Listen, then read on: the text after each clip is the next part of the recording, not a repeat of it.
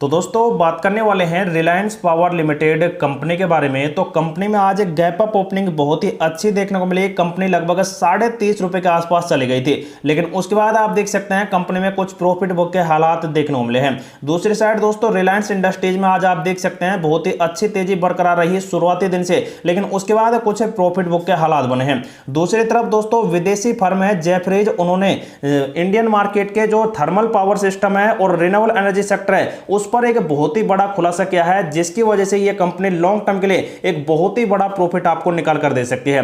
तो क्या है रिपोर्ट में, उसके ऊपर डिटेल से बात करेंगे, तो आप जरूर वीडियो के अंत तक बने रहिएगा। लेकिन कंपनी का दोस्तों आप पिछले एक महीने का ट्रेंड देखते हैं तो कंपनी लगातार गिरावट में है। लेकिन कंपनी पर दोस्तों जो अडानी का अपडेट आया था 600 मेगावाट थर्मल पावर को एक्वायर करने के यहां पर अपडेट आए थे, लेकिन उसकी वजह से कंपनी ने देख सकते हैं 30 रुपए से 38 रुपए का लेवल बनाया और उसी टाइम यहां पर अनिल अंबानी पर सेबी का एक एलिगेशन लगा और उसकी वजह से कंपनी धड़ाम से वही 30 रुपए पर आ गई। फिलहाल कंपनी यहीं पर साइडवेज कर रही है और बहुत ही जल्द दोस्तों कंपनी में एक बड़ा धमाका होने की उम्मीद हो सकती है।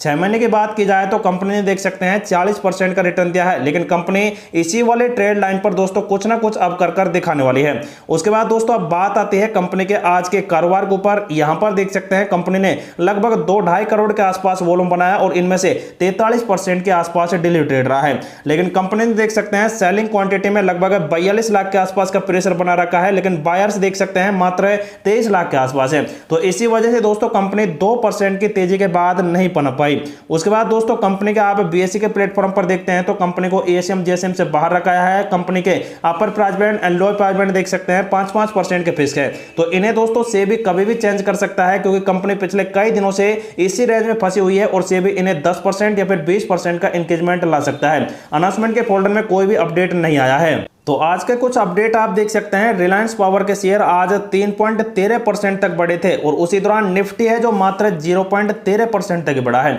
मतलब कि रिलायंस पावर आज शुरुआती दिन से काफी चर्चा में रहा है और उसकी वजह से इस कंपनी में बहुत ही अच्छी गैप अप ओपनिंग देखने को मिली है। दूसरी साइड दोस्तों भारत का जो बिजली क्षेत्र है वित्त वर्ष 2030 तक 2.2 गुना बढ़कर 280 बिलियन अमेरिकी डॉलर तक पहुंच जाएगा। जेफरीज का देख सकते हैं बहुत ही बड़ा यह रिपोर्ट निकल कर आ रहा है। 9 सितंबर को अपडेट आया था जिसमें जेफरीज ने अपनी नवीनीकरण सितंबर रिपोर्ट को साझा कर दिया है और भारत के बिजली उत्पादन और पारेषण क्षेत्र में वृद्धि की एक बड़ी तैयारी की अपडेट दिया है। उन्होंने कह दिया कि जैसे जैसे देश में पूंजीगत व्यय संचालित जीडीपी वृद्धि के चरण में प्रवेश करता है तो बिजली की तीव्रता में वृद्धि होने की आशंका हो सकती है। रिपोर्ट में कहा जा रहा है कि 2017 से 2030 की तुलना में वित्त वर्ष 2024 और वित्त वर्ष 2030 के बीच की जो उत्पादन बिजली का पारेषण होगा वो लगभग 2.2 गुना बढ़कर 280 बिलियन डॉलर हो जाने की उम्मीद है। तो दोस्तों अगर इतना यहां पर मोमेंटम आएगा तो आप समझ सकते हैं कि सबसे ज्यादा कौन ग्रोथ करेगा 2023 तक है थर्मल पावर। और उसी के ऊपर दोस्तों ज्यादातर ये रिपोर्ट है देख सकते हैं अमेरिकी फर्म की निकल कर आ रही है। उन्होंने कहा है कि अर्थव्यवस्था के अनुसार चले तो बिजली में बहुत ही बड़ी वृद्धि होनी चाहिए और सालाना 7% की उम्मीद अब की जा रही है। रिपोर्ट के अनुसार बताया जा रहा है कि जो यहां पर उत्पादन हो रहा है वो 2024 में तो 442 गीगावाट है, लेकिन इसे बढ़ाकर 673 गीगावाट करना पड़ेगा और उसके अनुसार ही दोस्तों पूरे इंडियन सेक्टर में बिजली बहुत ही अच्छी यहां पर आ जाएगी।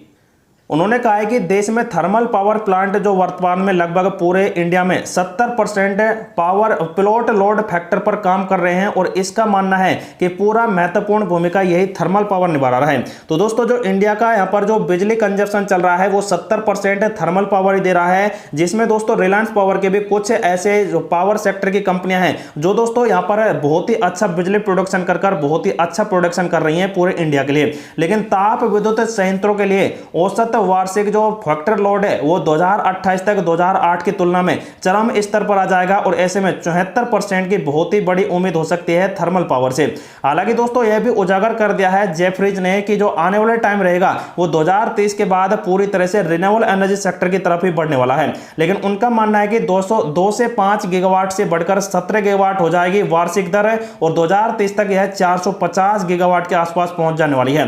तो ऐसा होता है तो दोस्तों बहुत ही अच्छा विकास हो जाएगा। था। लेकिन दोस्तों अब आप देख सकते हैं यहाँ पर जो पाइपलाइंस होती हैं वो 7 गुना वृद्धि कर रही हैं 2021 से, और लगभग 150 बिलियन रुपए से भी कम यहाँ पर हो गई है उनके स्तर। लेकिन अब देख सकते हैं 1 ट्रिलियन रुपए से भी ज्यादा की बोलियां तैयार की गई हैं रिन्यूएबल एनर्जी सेक्टर के लिए, जिनमें भंडारण, हरित हाइड्रोजन, डेटा सेंटर, इलेक्ट्रिसिटी, वाहन के बुनियादी ढांचे को यहाँ पर देखा जा रहा है। तो उसके अनुसार देख सकते हैं यहाँ पर जेफरीज का एक बहुत ही बड़ा ये बयान है, और इसके अनुसार आने वाले टाइम में एक बहुत ही बड़ा स्कोप खड़ा होगा इंडस्ट्रियल जो कि यहाँ पर है बिजली सेक्टर का और रिन्यूएबल एनर्जी और थर्मल पावर का, जिसकी वजह से दोस्तों रिलायंस पावर लिमिटेड कंपनी को बहुत ही बड़ा मुनाफा होने वाला है। और वहीं दोस्तों रिलायंस पावर लिमिटेड कंपनी की म्यूचुअल फंड की होल्डिंग की रिपोर्ट में 2 ऐसे म्यूचुअल फंड है जो फिर से यहां पर ऐड हो चुके हैं। मोतीलाल ओसवाल यहां पर था और इसने देख सकते हैं 9% बहुत ही अच्छा इंक्रीमेंट किया है। लेकिन एचडीएफसी देख सकते हैं इन्होंने 100% एंट्री मारी है, लगभग 40 लाख के आसपास के शेयर ही। उसके बाद बंधन Nifty total market index fund ने देख सकते हैं लगभग 2% इंक्रीज किया है, जिसके पास मात्र 4800 शेयर देखने को मिल रहे हैं। तो देखा जाए तो दोस्तों बहुत ही अच्छा यहां पर इस कंपनी का जो म्यूचुअल फंड की होल्डिंग का रिपोर्ट है अगस्त का, वो यहां पर पनप रहा है। लेकिन जो यहां पर पिछला जुलाई का अपडेट आया था उसमें 4 म्यूचुअल फंड थे, जिनमें ग्रो का अपडेट अभी तक शामिल नहीं हुआ है, जिसने भी देख सकते हैं लगभग 27,000 के आसपास देख सकते हैं होल्डिंग को अपना बढ़ाया हुआ है। तो देखा जाए तो दोस्तों अगस्त की रिपोर्ट के अनुसार इसमें और भी म्यूचुअल फंड ऐड हो सकते हैं, जिसकी वजह से कंपनी एक बड़े मुकाम की तरफ यहां पर बढ़ सकती है। लेकिन कंपनी के पिवोट लेवल देख सकते हैं जो कल डिस्कस किए थे, तो उनमें से कोई भी हिट नहीं हुआ है। लेकिन कंपनी का देख सकते हैं ये वाला हिट हो चुका है, लेकिन उसके बाद कंपनी में कुछ गिरावट के सिलसिले मिले हैं। लेकिन सेकंड रेजिस्टेंस है 38-30 रुपए का, और तीसरा वाला है जो 31 रुपए का है। लेकिन कंपनी में गिरावट होती है तो दोस्तों यह वही 29 रुपए तक के लेवल टच कर सकती है दोबारा से। उसके बाद दोस्तों बात आती है कंपनी के एडवांस पैटर्न चार्ट के ऊपर। तो कहीं ना कहीं दोस्तों कंपनी इसी वाले लेवल के अनुसार कारोबार कर रही है, जिसके अनुसार कंपनी में तेजी तो आनी चाहिए। लेकिन अभी तक दोस्तों आप देख सकते हैं इसने इसको बिल्कुल भी टच नहीं किया है। लेकिन इस लेवल के अनुसार चलें तो कंपनी यहां से भी तेजी बना सकती है। अगर गिरावट कराती है कंपनी तो 28 तक तो आनी होगी। लेकिन दोस्तों 2-4 दिन और भी ऐसे साइडवेज करती है तो ये 29 तक तो जरूर आएगी, और उसके बाद कंपनी में जरूर तेजी आपको देखने को मिल जाएगी। तो ऐसे ट्रेंड दोस्तों कंपनी के कभी भी आपको बनते दिखाई दे सकते हैं। लेकिन जो ये कंपनी का शेयर है ये दोस्तों लॉन्ग टर्म के लिए तो बेस्ट है, लेकिन जो इस कंपनी में सेल बाय इन्वेस्ट करता है तो उनके लिए ये वीडियो इंफॉर्मेटिव पर्पस से प्रोवाइड करा जा रहा है। तो दोस्तों आप खुद का रिसर्च करें और खुद का एनालिसिस करें, उसके बाद इस कंपनी में आप अपना डिसीजन ले सकते हैं।